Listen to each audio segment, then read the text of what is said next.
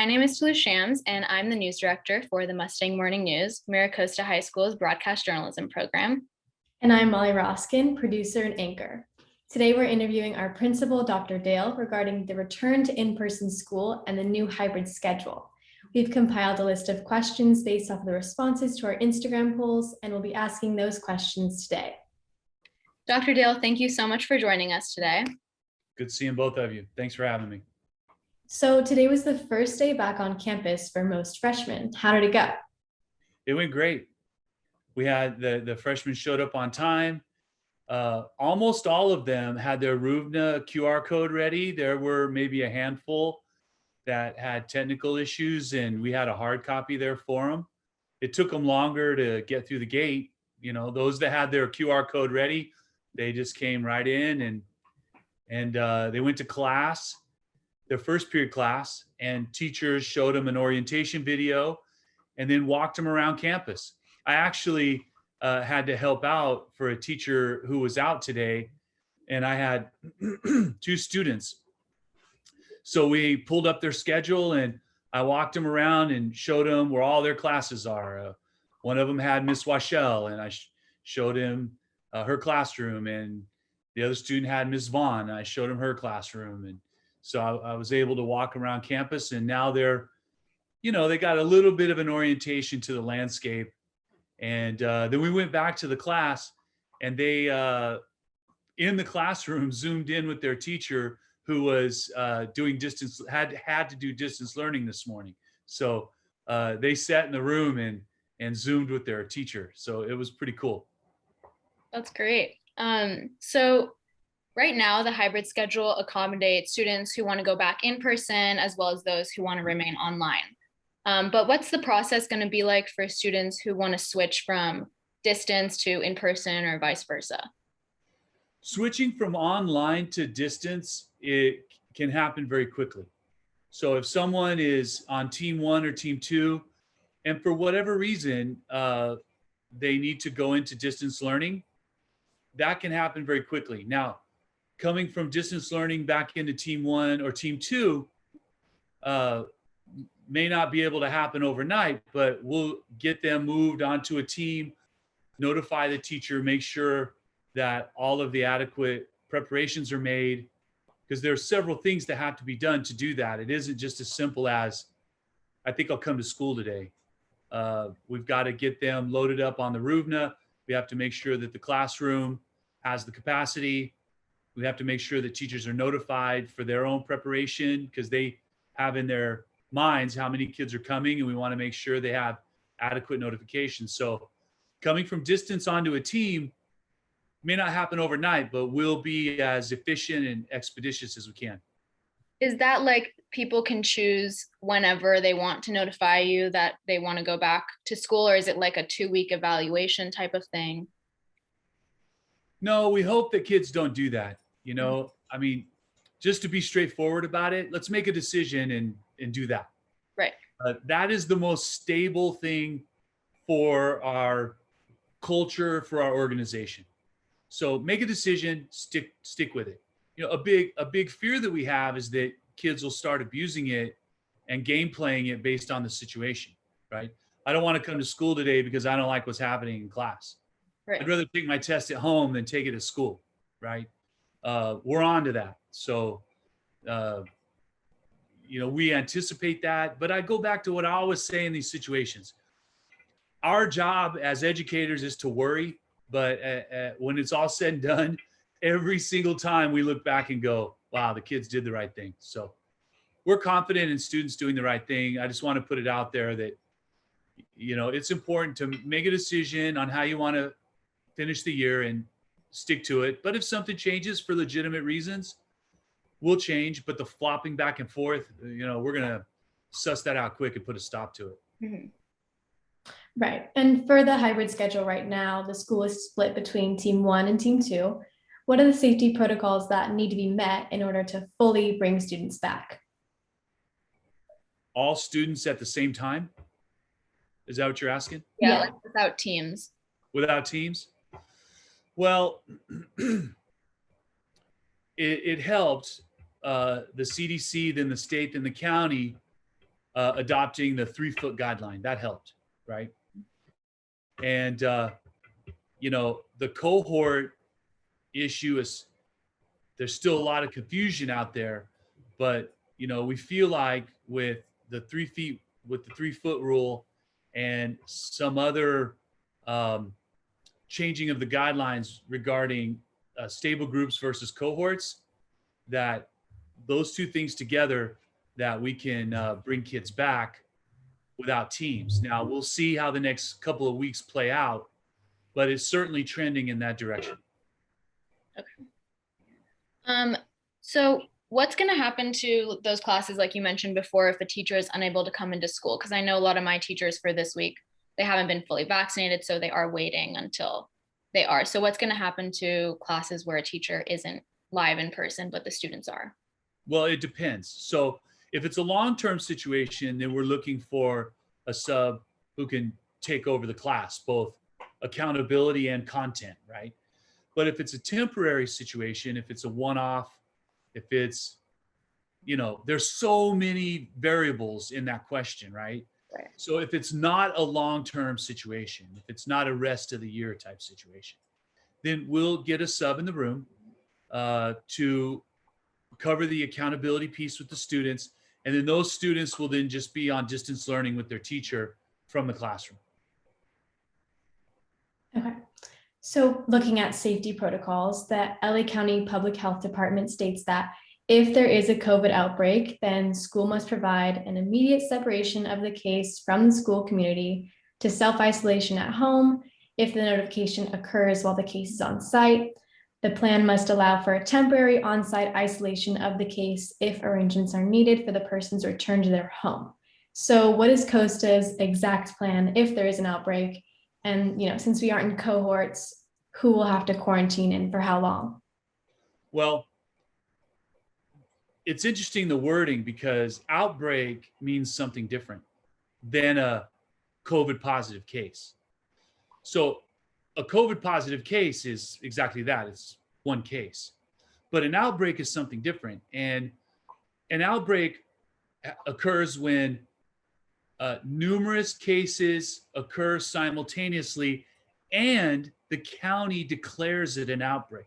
So, just you or I or somebody else can't just say, oh, we have an outbreak. That's not how it works. The county looks at the situation and makes a determination whether you're going through an outbreak. And then they'll say, all right, this is an outbreak at your school.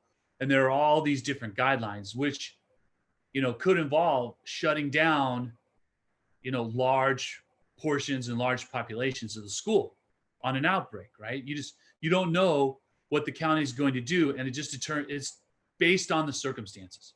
So the county will look at it, make that determination. Now, for a single student, if they're filling out the RUVNA, honestly, they won't even make it onto the campus. So, you're looking at a situation where a student is exhibiting symptoms, because that's really the only thing that could happen, right? As long as they're filling out the RUVNA honestly. So a student starts exhibiting symptoms, teacher sends that student to the nurse's office. We have an isolation room in the nurse's office, and then the nurse will begin to go through process, taking temp, checking out the symptoms, calling parents, and getting the kid removed from campus to go get tested, right? And then we look at that test. Now, if the test comes back positive, then we have a COVID response team that makes the determination on how much tracing needs to occur. So we will follow the tracing guidelines. Was that student within 6 feet of another student or anyone else for more than 15 minutes indoors? Were they ever around anyone without a mask? Was there any skin-to-skin contact? There's this whole list of contact tracing protocols that we look into and follow. And we've been doing this all year with athletics and then some of the small cohorts that we've brought back. So we'll just continue that practice. And then there's the notification. So we notify the community we have a positive case. Then we do another letter to anyone we feel is part of the contact tracing. And then there's a follow-up phone call from one of our district's nurses to talk about the exact nature of the contact, and then to give whatever the return to school requirements are. So we have all of this lined out through guidelines and practices, and we'll just continue to do what we've been doing. So next I want to talk about the internet, because the internet at Costa isn't the strongest. It was just last week when the entire district lost internet, and last year at Costa, having stable connection was a big issue during office hours. So how is this going to affect the simulcast software? Is the bandwidth able to hold all these teachers and all these students that are going to be on Zoom at the same time? Yeah, our confidence level is high-ish, right? We're nervous about that. And the thing last week wasn't our internet issue. That was the server who feeds into us. The server had that issue. It wasn't a Costa Wi-Fi issue, right? Mm-hmm. It wasn't even a district Wi-Fi issue. It was beyond us. It goes back to LA County. So, we're nervous about it.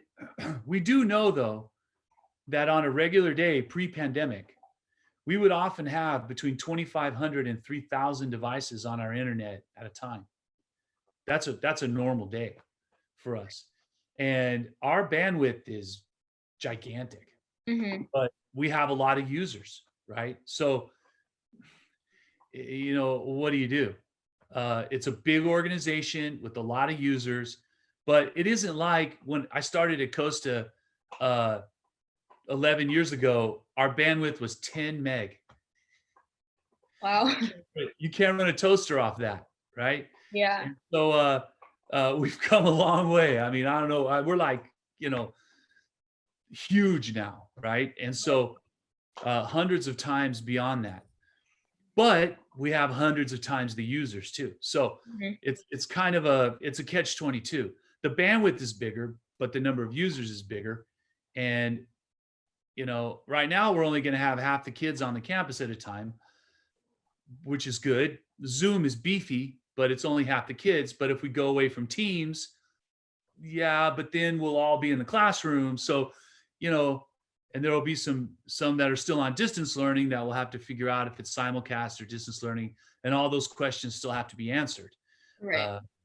But I guess at the end of the day, we're just taking it a day at a time, right? And our confidence level is high-ish. So let's say we come back from spring break and you see the internet isn't really holding up too well. Do you guys have a plan for that, or what that's going to look like? We'll have to look at it and cross that bridge when it comes to it. I just feel like we know based on past experience that we're not going to have any more users than we have in the past, because not everybody's coming back, right? It's only, if we get everybody back and then we don't have any teams, it's only about 80% probably, give or take. Right. So it's going to be less users. And then it's just a matter of how many people at that point are Zooming at the same time. May not have to. It may just be the teacher Zooming to some simulcast distance learning kids.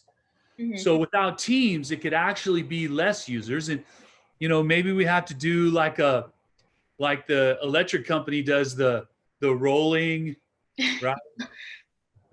Maybe we have to go on the PA and say, all right, every third person log off, right?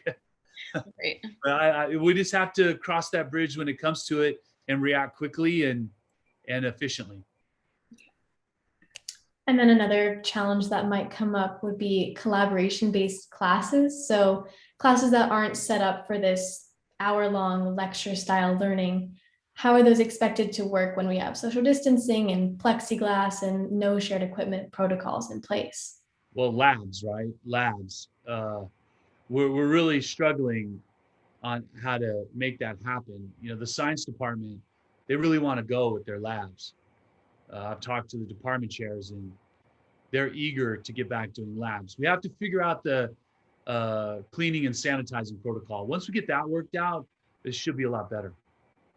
The CDC, has come out with multiple studies saying that COVID really isn't that transmissible by surfaces. So where is the no sharing equipment coming from? Is that from the county or? An abundance of caution and being nervous about returning. Mhm. And I think that we have some experience with this year, right? We've brought back groups of kids on some small scale, some large scale.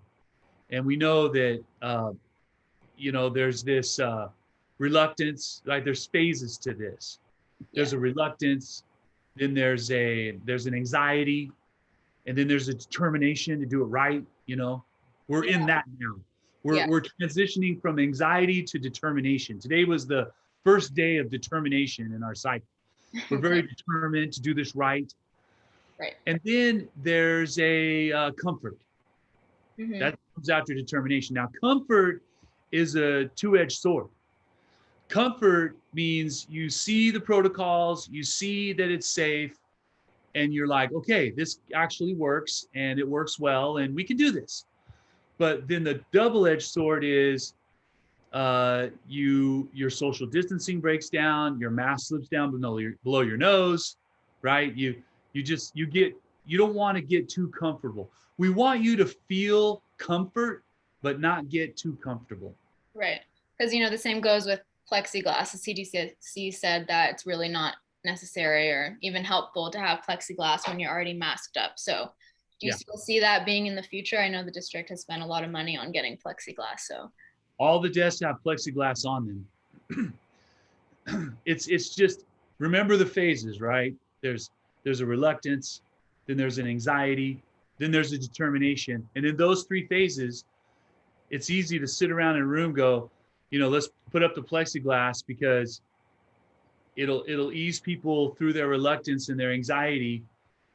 And then, as we enter that determination phase, it gives people confidence, right? You have confidence in what you're doing. You're like, whoa, got all this plexiglass. I'm very confident in what I'm doing. And then once we reach a comfort level, then we see what happens, right? Mhm. Again, feel comfort, but don't get comfortable. Right. So speaking about these collaboration-based classes that, may or may not work in this situation with all these safety protocols, do students have the option to stay remote for certain classes and go in person for others? Well, I go back to my answer before. Mhm. Make a decision. Yeah. And make the decision based on your health reasons. Mhm. Like, if you can't go back to school because you have an immunocompromised situation in your household, stay in distance learning. Right. But if you don't, come back to school. Yeah. What some students are concerned about, like, for example, our broadcast class, we can't really do much when, we have to stay 6 feet apart and in the plexiglass because we collaborate all the time and share equipment all the time. So it's almost like, why would we come into school to just Zoom? But then there's other classes where it would be great where we could be in class and have these discussions. So that's certainly a good point. We do want to be flexible. I don't want to come off like we're inflexible. I think we've done a very good job of being flexible in a largely unflexible environment, right? But let's take those things one at a time. I don't want to misspeak here and make it sound like kids can pick off the menu and say, I'm going to go to that class, I'm going to stay home for this class, or I don't want to get up early, so I'll distance learn first and second, and right. show up for third, and let's not do that. And if we start to see that happening, we'll have a conversation with the student and the family and say, pick one. We support both, but not both at the same time. Yeah. And then with those two different learning styles, some people are in person, some people are at home. How are we making sure that it's an equitable learning situation? Well, that's the real question, right? So that just comes down to monitoring what's going on in classes, classroom by classroom and teacher by teacher, and working with teachers. it's not ever a situation where a teacher is willfully doing one thing and then another. It always comes down to support and resources and training, and just, getting in and working with teachers and helping them. I can, think of a handful of teachers in my head who probably want to simulcast, but they're not comfortable with the technology. We have to be quick in getting in there with them and saying, here, let us show you and work with you and support you, and work with them. And then if we hear of an issue, it could happen, right? And we just talk and with the teacher and help them work it out, and provide them that support and those resources that they need. We got to. Hey, one more thing. Sorry, we got to be patient with each other right now. Families have to be patient with the school. Students have to be patient with their teachers. Teachers have to be patient with the students. Right now, more than ever, really more than ever, as we start to transition back to pre-pandemic life, hopefully, right? Knock on wood. We got to be patient with each other and a little forgiving. And that'll go a long ways. Sorry to interrupt you. Right. No, that's okay. I was just going to say, if you could list some of those resources that teachers do have to make it a more equitable situation. Yeah. So we've got an extra monitor and a camera and a directional mic for all the teachers that they can set up that'll really enhance their simulcasting. Mm-hmm. If they're not simulcasting and they're doing distance learning, then, in the afternoon, you basically get what they got in the morning. And your asynchronous work in the morning is, in the afternoon, you're going to get just the in-person stuff virtually. And then the asynchronous could be a lot of the guided practice that they had in the morning in the room. Right. So, those two pieces together for the distance learning teacher, that's easy. But the simulcast, then it's important to make sure that you're teaching to the room, but that you're checking in with those kids who are virtual that day to doing some checking for understanding virtually at various points in the lesson. But we've told all the teachers, because they're worried about that, right? They're worried about giving the Zoom the same attention in the room. We're saying, well, wait a minute, the camera and the mic will pick that up. Teach to the room, teach to the live, teach to the in-person, and then just do some very deliberate checking in with the Zoom throughout the period to make sure that it's being transmitted effectively. Mm-hmm.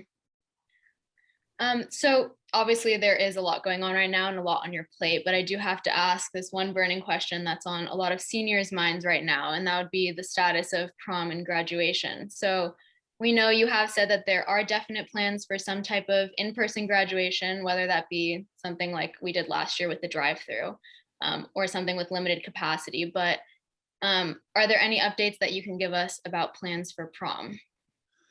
Well, you guys are going to get the scoop right here. So we do have plans for prom.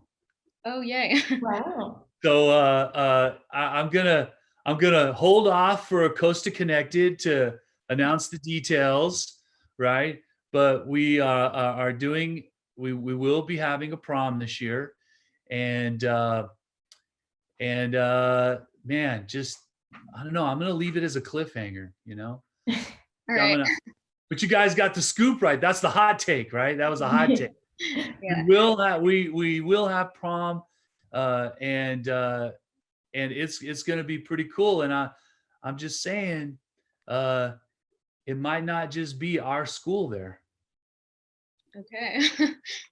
And then another school there with us. Huh? And then are there any updates that you can give us about graduation, or you guys still don't have those details yet? Well, I don't know where I left it with you guys, but the county, not the last meeting or the meeting before, but in the recent past, in the last month or so, in one of the weekly county meetings with all the districts, they said that they're going to come out with guidelines about graduation, and they're really looking at in-person graduation options. Okay.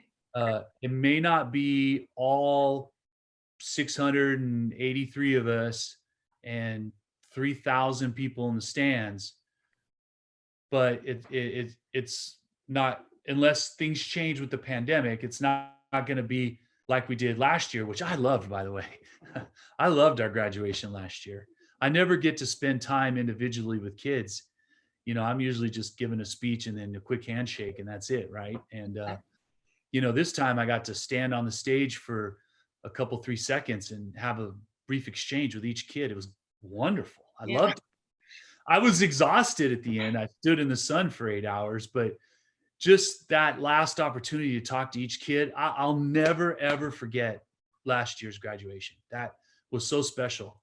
But that's selfish, right? That was special for me. And but for us class of 2021, it's looking very positive. Like we'll have an in-person graduation in groups of seniors. Now I don't know how big those groups will be. That's the piece that's yet to be determined. But if you look what we're doing, we've got spectators in the stadium for field sports.